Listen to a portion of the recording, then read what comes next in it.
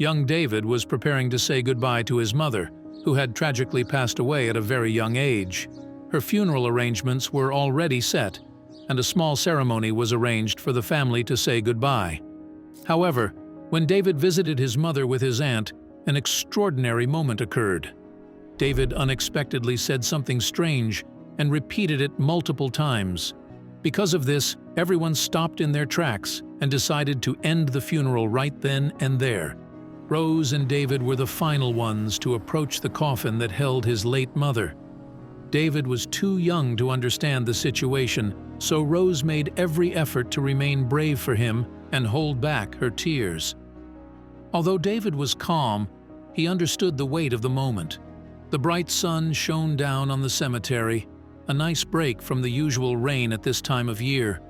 Rose couldn't help but see it as a meaningful occurrence.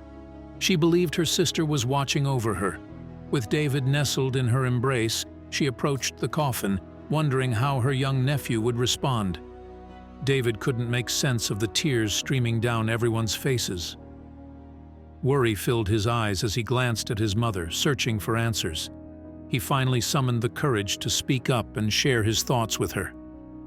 Rose was taken aback by his words, so much so that she urgently called for the undertaker. What exactly did David say to his mother, and why did it cause such distress for Rose? Haley was an incredibly devoted mother to David. They were inseparable and always enjoyed each other's company.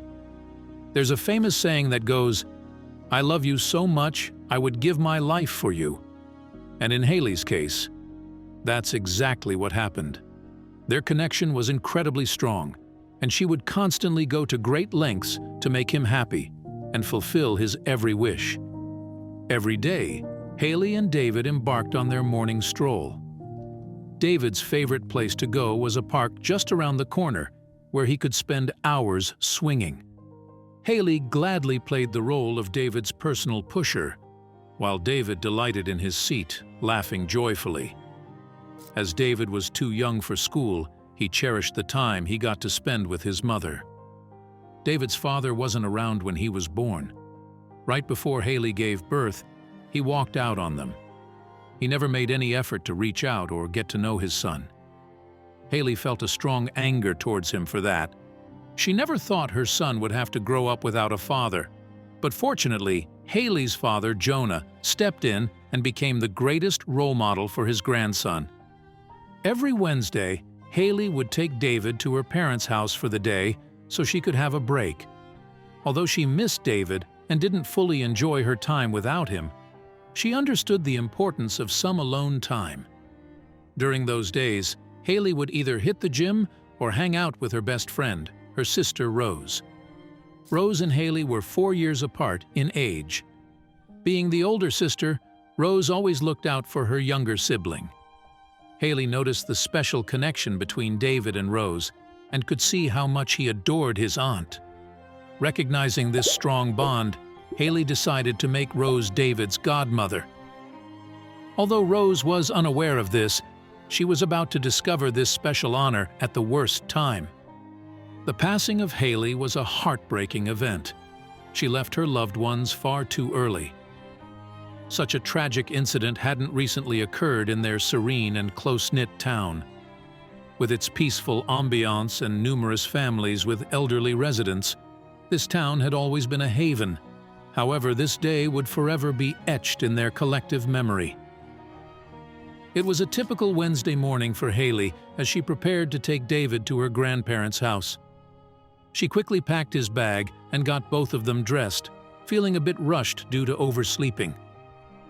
However, as Haley was making breakfast, something dreadful occurred. It was time to eat breakfast.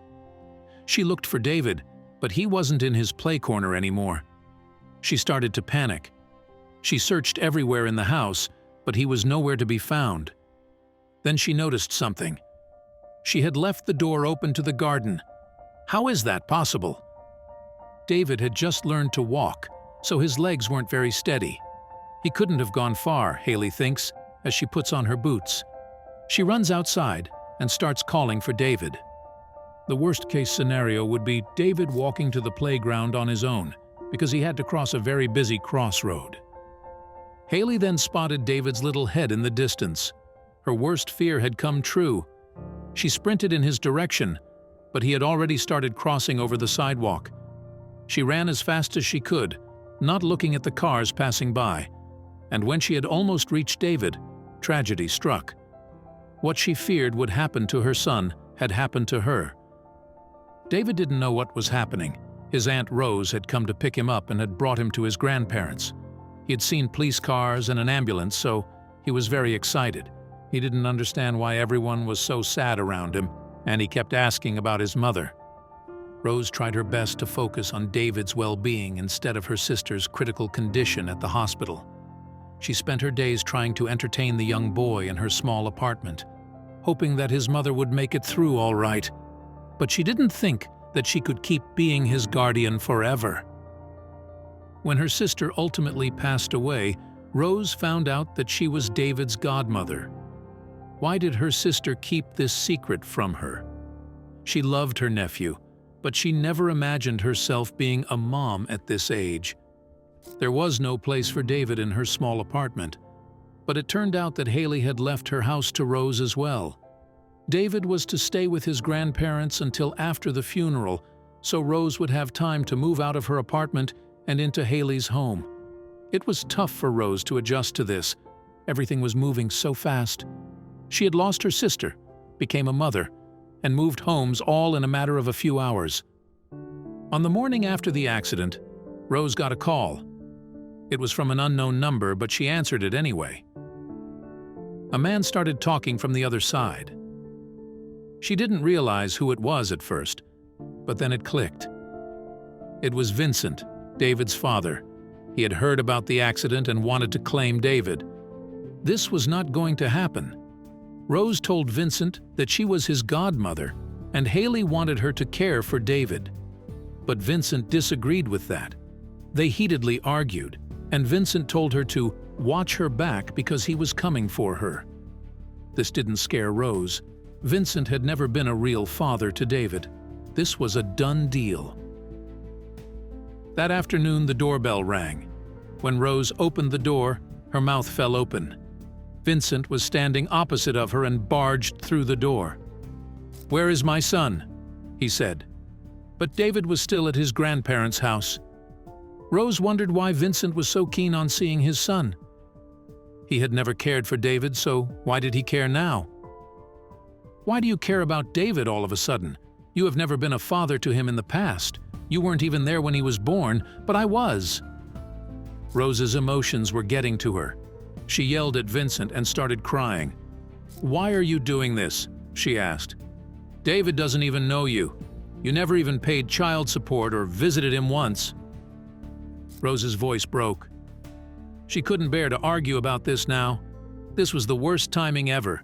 She needed to be alone and mourn for her sister, so she could be a positive influence on David when he moved back home. She asked Vincent to go home and let her rest until after the funeral. But this was not over yet. She went to her grandparents' house the next day to tell them about what had happened. But she heard a familiar voice when entering the house. Vincent had beat her to it and sat on the couch in the living room. David played in front of him and smiled when he saw his auntie. He ran to her and gave her a big hug. "What are you doing here?" Rose asked Vincent as kindly as possible. She didn't want to upset David. Vincent told her the story he had told her parents, but a lot about it wasn't true. He claimed Haley had kicked him out of the house and kept David away from him, but that was all lies. Rose was full of emotions. Her voice trembled. "How can you lie to my parents like that?" Rose tried her best to explain everything to her parents, but Vincent kept interrupting her. He denied her allegations, but her parents knew better. They had never trusted Vincent, so why would they now? They kicked Vincent out of their house and told him not to return. But Vincent was persistent. He wouldn't give up that easily. Rose had to be careful. She called the undertaker and gave an explanation of how Vincent looked. The last thing she needed was for Vincent to crash the funeral. The funeral is in 3 days. After that, David will be her responsibility. This scared Rose. She hoped that her maternal instinct would show up and she would just know what to do, but she couldn't be sure. So she decided to look through her late sister's things. Maybe she could find her sister's diary. She knew it wasn't exactly ethical of her to read her sister's diary, but she saw it as research. She hoped Haley would describe how she disciplined David, or anything that would help her raise the boy. Rose found a little red book and opened it. This is it. She started reading and teared up. She missed her sister so badly. Haley wrote about the fun times she and her sister had, and how perfect her little boy is. She also wrote about Vincent, how he never returned her calls and never even mailed a happy birthday card to his son. If he didn't want anything to do with his son, then why now? Rose finds this shift in his behavior to be very strange. She wonders if Vincent has an ulterior motive. Maybe he wanted to get money from the government or help taking away Haley's house. But that would never happen. Not as long as Rose was in charge of David. She went to the police station the next day. She figured that would be the wise thing to do. But the officers told her that she needed proof. All she had now were accusations. But that wouldn't last long because Vincent was waiting for her at her doorstep when she returned. She invited him in. She told him that she had been to the police office today to inform them about his latest actions. Vincent turned pale as he heard the words, "police office." Rose frowned and asked him about it, but he got up and left in a hurry, not saying a word as he walked out of the door. Rose hoped that would be the last she saw from him. But not a minute later, the doorbell rang again. Back again. Rose couldn't finish her sentence because it wasn't Vincent who stood in front of her door. It was a police officer.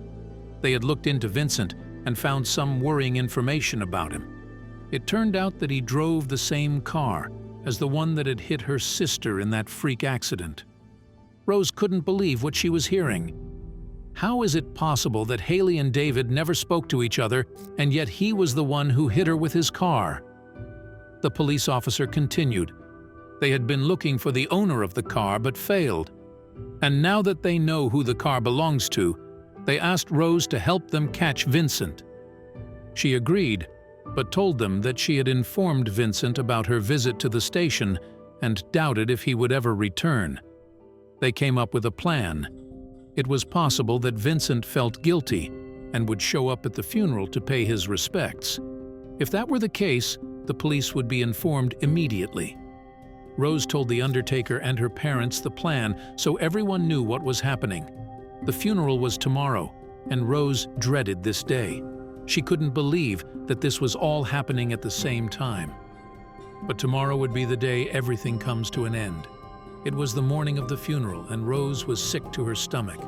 She wanted this day to be over quickly, but she also wanted to be present at the funeral and say goodbye to her sister. She met her grandparents at the crematorium and took David in her arms. They would start the ceremony by saying some words about her sister. It was a small ceremony. Rose and her parents spoke a few words about Haley. What a good mother she was for David, and how she had left this world way too soon. Rose was on edge for most of the time, looking around her to see if Vincent had decided to show up. But he wasn't at the ceremony. Maybe he would come to say goodbye at her coffin. After the ceremony, there was time to say goodbye. Everyone formed a line and they could walk toward the coffin to say something. It was an open casket, and Haley looked peaceful in it.